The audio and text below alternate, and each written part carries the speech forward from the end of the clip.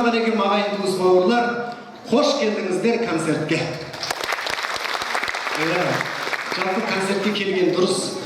Концерттің сыртында болып жатқан күйбең тіршіліктен концертке бір сәт демалғандарыңыз өте дұрыс. Бірақ концертке кешікпей келген дұрыс. Өйткені кешігіп келсең, ортадағы өз орнына өту үшін біреулердің бетіне тақалып өтесің. Бетпе-бет тақалып өтсең мейлі ғой енді, бетпе ағып кетесің. Адам сол көріп отқан кезде алдынан бірдеңе пайда болады не, бет емес не басқан өзің. Өз орныңа аман есен жетіп алсаң мейлі ғой енді, жолда неше түрлі жағдайлар болуы мүмкін ғой. Байқамай қалсаң не за что біреудің көзін ашып кетесің деген сияқты әңгіме. Жалпы концертке неше түрлі адамдар келеді негізі. Ұзын, қысқа, жалпақ, жіңішке, таяқ ұстаған қариялар, бала ұстаған әйелдер, кредиті бар нервіні еркектер. Жалпы қазір біздің заманда көп нәрсе түсініксіз ғой негізі. Қазіргі заманда көп нәрсе өте түсініксіз. Мысалы әйелдер отыр ғой міне. Баяғының әйелдері мен қазіргінің әйелдерін салыстырсаң айырмашылығы өте көп. Мысалы баяғы аналарымыз, апаларымыз семіріп кетпес үшін неше түрлі диеталар тастайтын, иә? Құмға түсетін, тұзға түсетін, суға түсетін, көп сөйлейтін, байынан таяқ жейтін. Қазіргі әйелдердің диеталарының бір-ақ түрі бар. Ол 6-дан кейін тамақ жемеу. Білмеймін, 6-дан кейін тамақ жемесең семірмейсің дейді да, 6-ға дейін 6 рет диетасы біледі ғой. Қалай азатындағын. Өткенде бір ай командировкада болып үйге келсем, әйелім айтады, азанда жүгіріп жүрмін деп. Ойбай, қайға жүгіріп жүрсің десем бүйтеді, азанда ұйқыдан тұрам, холодильникке жүгіріп барам, жүгіріп қайтамын дейді. Жетісіпсің дедім.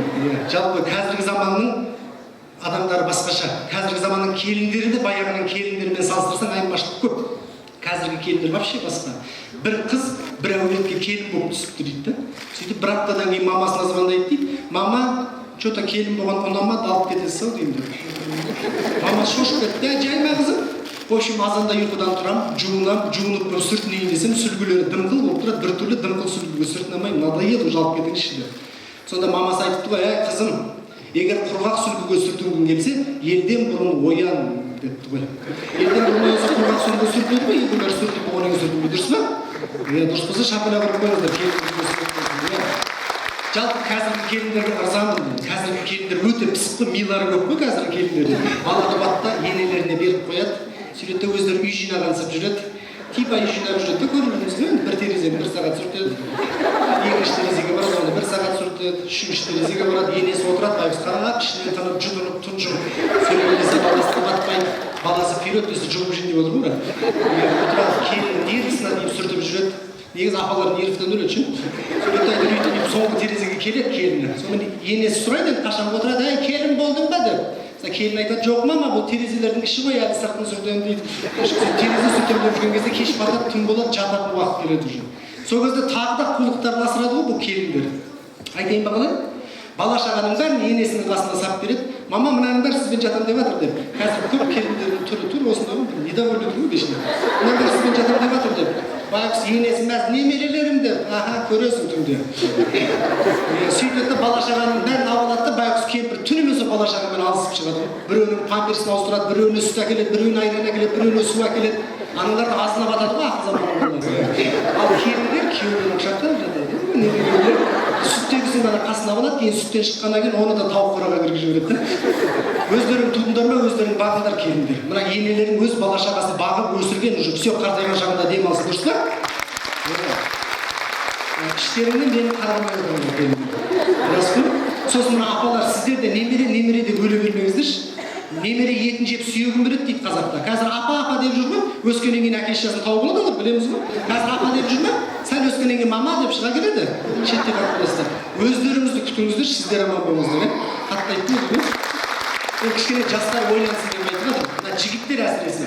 Әке шешемді бағып батырмын деп шалқайып жүре бермей кішкене ойланыңдар. Ана әйелдеріңе тығып әкеп беріп жүрген шоколадты мамаңа да әкеп бер. Мамаңның аузы бар ғой, жей алады ғой. Әкеп берші мамаңа еще как жейді. Шоколадты жейді да қабығын әйеліне береді. Жалпы қазіргі заманда көп нәрсе түсініксіз негізі, өте баяғы заман тамаша еді, білмеймін қазір жаспын ғой, сонда да көріп бағамыз біз керемет өмірді. Қазір елдің бәрі жаппай дінге бет бұрып жатыр.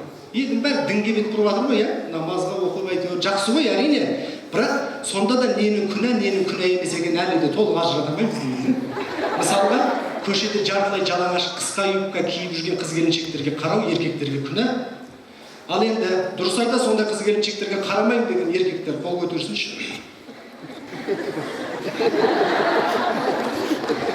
Пожалуйста, зал тола қырағарлап отыр. Жалпы қазіргі заманда көп нәрсе түсініксіз ғой. Телевизорды қосып қалсаң да шоши бересің ғой қазір.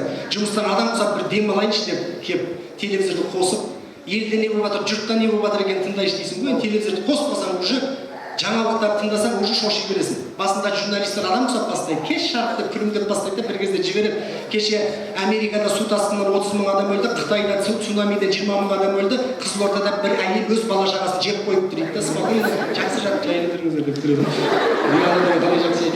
Қазір жалпы біз қазақ қандай халықпыз сұрақ. Біз қазақ аюдай орыс пен айдаһардай Қытайдың ортасында тұрған, жері дәу, көңілі кең, әттең адам саны аздау халықпыз да. Кейде ойлаймын да шіркін-ай, аталарымыз осынша жерде, осындай көршілері бола тұра қалай сақтап қалды екен деп. Сөйтсем, аталарымыз жас кезінен уақыттың қадірін білген екен ғой. Әйелдерінің қабағына қарамаған екен ғой. Үйлерінде еркектің айтқан сөзі заң болған екен ғой. Ал қазіргі жастар мына біздер Қытай мен орысты өзімізді өзіміз дұрыстап танып, өмірімізді дұрыс жүйеге қоймай келеміз. Шын айтамын, қазір көп жастардың қолы бос, таза ауаны теуіп жүр ғой. Бәрі демеймін, ішінде керемет жастар да бар. Но қазір біздің жастарда екі-ақ мамандық бар. Футбол және карта. Күні кешке жиналып алады, отырады, бір әңгімені мүжіп, футболға ақша тігіп қояды. Сөйтеді, футбол біткенше карта ойнайды, темекі шегеді, пиво ішеді. Ай, босқа өтіп жатқан алтын уақыт-ай. Бірақ сөйтіп тұрып жұма намаздан қалмайды ғой үйдірген. Жұма намазға барып тазарып алады. Сөйтеді, бір апта тағы күнәға батады, келесі апта тағы жұма намазға барып тазарып шығады.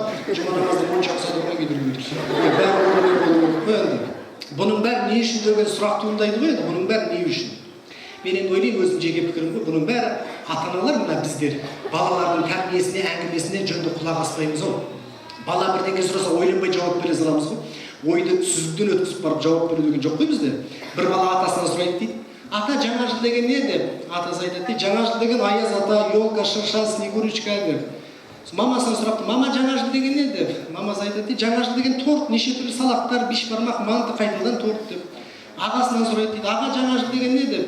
Ағасы үшінші білген ғой, жаңа жыл деген пиво, вино, коньяк, арақ, әдемі қыздар, дискотекада билеу, милицияда билеу, ары қарай есімді білмеймін. Жеке әкесінен сұрады, папа жаңа жыл деген не деп? Папасы айтыпты, жаңа жыл деген сағат 12-ге дейін таксовать ету бала деп. Ендіден 20 өткенде үйде ұшып, бала шаға балконда салют атып баққанда сен мантыны өлгенше жеп, 12-де 10 өткенде қайтадан таксовать етіп кетіп. Баланың сұрағына әркім өз ойын жайып салып, білмеймін ана байқұс бала бұл әңгімелерден не түсінгенін. Сәл ойланатын болса, жаңа жыл деген көктемнің шуақты айы, күн мен түннің теңесетін күні, ұрысқандардың достасып, ренжіскендердің татуласып, күрес қағысатын күні 22 наурыз. Жалпы біздің қазақты бар ғой, екі-ақ нәрсе құртады ғой. Тәкаппарлық және күндестік. Сен ошақты, мен найман, сен адай деген тәкаппарлықты қойып, әр қазақ бірін-бірі аңдымай өз мамандығымен жұмыс істесе шіркін-ай, бүкіл әлемді ақшамен емес, абыроймен, мұнаймен емес, мықты мамандармен аузымызға қарап келеді.